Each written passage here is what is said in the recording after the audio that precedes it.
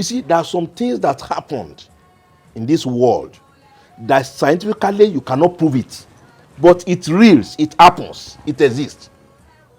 Ó ń ṣẹlẹ̀, but scientifically o lè sọ pé báyìí ni. Ó láàrin ọjà lọ́mọ ẹ̀ wà o. Ó lóbìnrin máa lọ sí àárín ọjà, ó ló máa lọ jí nǹkan bẹ̀.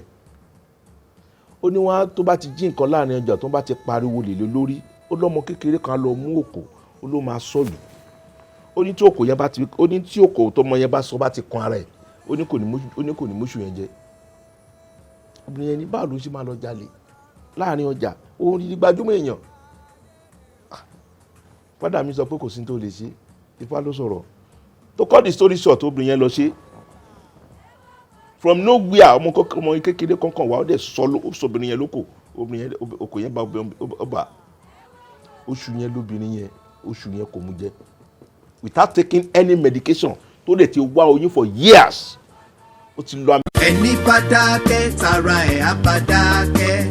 Ọ̀rẹ́ mi má gba ìsàn láàyè o. Báìsàn bá gbé ẹ sọ́lẹ̀ tó lọ sí bàárà lọ sí gbòòrò tó jẹ́ wípé the same ni. Ilé iṣẹ́ kan bẹ tí mo mọ̀ tó fi tewétegbò ṣọmọ aráyé lóore. Yemkem International ni ó tọ́ lọ, wá bá ẹ wá solution sọ̀rọ̀ ẹ. Ẹ káàbọ̀ padà sí orí ètò. Orúkọ tèmi ni Kọ́lápọ̀ Quadri. A sì wà lórí ìfọ̀rọ̀jomitoro pẹ̀lú bàbá wa Dr. Akíntúndé Ayẹni. Bàbá wa yẹn kú kalẹ̀. Ẹ ṣé gan. Bàbá wa, ìbéèrè tí ń sọ kúlúkúlú nú ọkàn mi tí mo fẹ́ tàkòtò rẹ̀ sí yín. Bàbá wa, àrùn ẹ ti yànnàná àrùn yàtọ̀ sí àìsàn. Ṣé gbogbo ohun tí máa ń ṣèyàn náà ni máa ń lọ́wọ́ ayé nù ni? Tá bá wò dáadáa, Ọlọ́run tó ṣẹ̀dálé ayé, nígbà tó Ọlọ́run ṣẹ̀dá tó dálé ayé, ó dáwọn èèyàn síbẹ̀ lóríṣiríṣi. Àwọn kan wà, wọ́n rí ilé ayé jù wá lọ. Ọlọ́run gbélé ayé, ó gbélé wọn lọ́wọ́. Ayé a máa fa àìsàn bánijà. Wípé ayé kan lè fa àìsàn bánijà, Ọlọ́run ní jákàríjà ayé. Torí pé tẹ́ bá wo church lẹ́ni, 90% àwọn tó wà ní church, they have spiritual problems. Omi tá à ń mu is natural water. The moment you take it to the church, tó ń bẹ gbàdúrà sí, that water has turned to a spiritual water. The same thing pẹ̀lú anointing. Normally kò sí tó jẹ́ anointing oil, spiritual oil ni. Láti refine ẹ̀ náà ṣe pé ní anointing oil.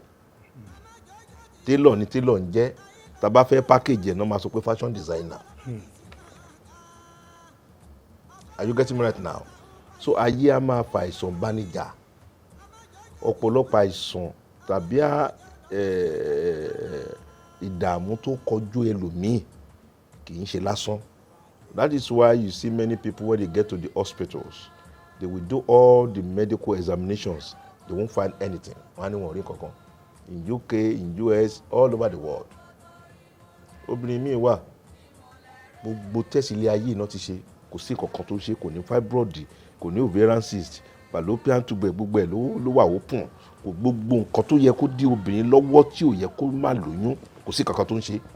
Ọkọ sperm ẹ̀ complete, kí wá ló fà á? After many years tí ò ní sọmọ. Then ẹni tó bá ní làákàyè dáadáa, ó yẹ kó wò from the other side of the angle. You understand? Causes of ailment is either physical or metaphysical. The physical is nǹkan tá a lè rí. The metaphysical ni nǹkan tá a lè rí. You understand me now? Nígbà tí èmi wà ní kékeré, obìnrin kan ó ti lọ káàkiri, kò lóyún. Ó wá sọ́dọ̀ dáàdì mi that very day. I think I should be under the age of 9. Bàbá kan wà, wọ́n pè ní anífálóge, babaláwo ni. Bàbá mi wá ní pé obìnrin yìí wọ́n ti ṣògùn fóbìnrin yìí. UCH ló ti direct ẹ̀ wá, UCH. Obìnrin yìí ò lóyún, kí ló lè fà? Babaláwo yẹn wá dá ifá. Ifá is a science. Ifá ò kì í parọ́, ẹni tó dífá ló máa ń pa irọ́. Are you getting me right?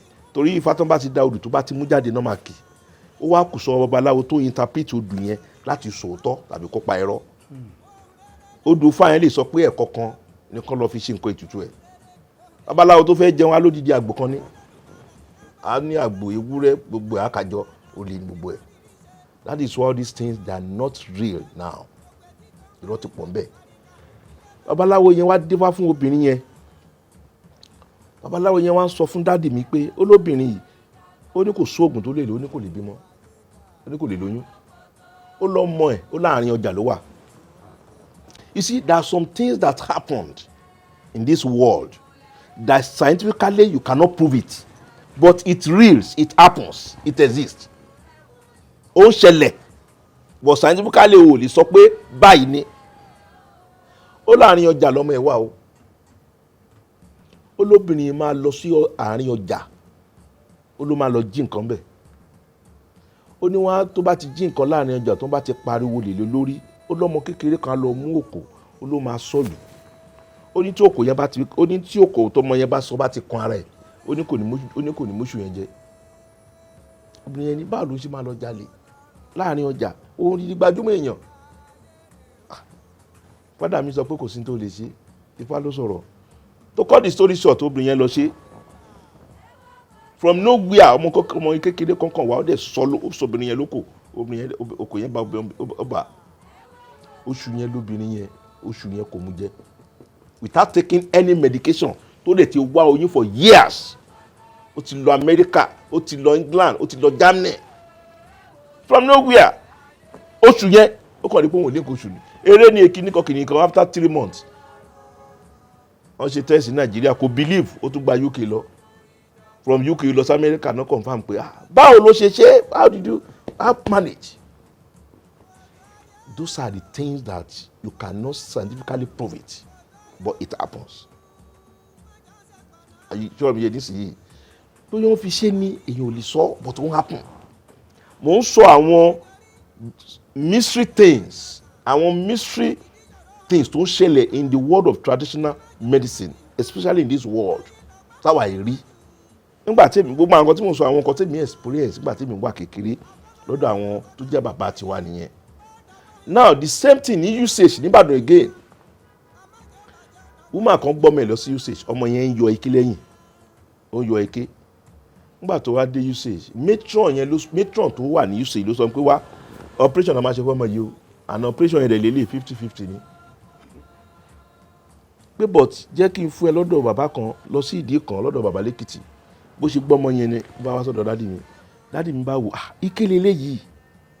Dádì mi ló wọ̀ mọ̀gùn ẹ̀. You see, there is one thing in the olden days. Àwọn àgbà àtijọ́ nǹkan tó ń bá mọ́ wa ni wọ́n mọ̀, but wọ́n mọ àwọn tó jẹ́ specialist tó máa lọ pé àwọn wọ̀nyẹn kò sí mọ́ láyè sí i.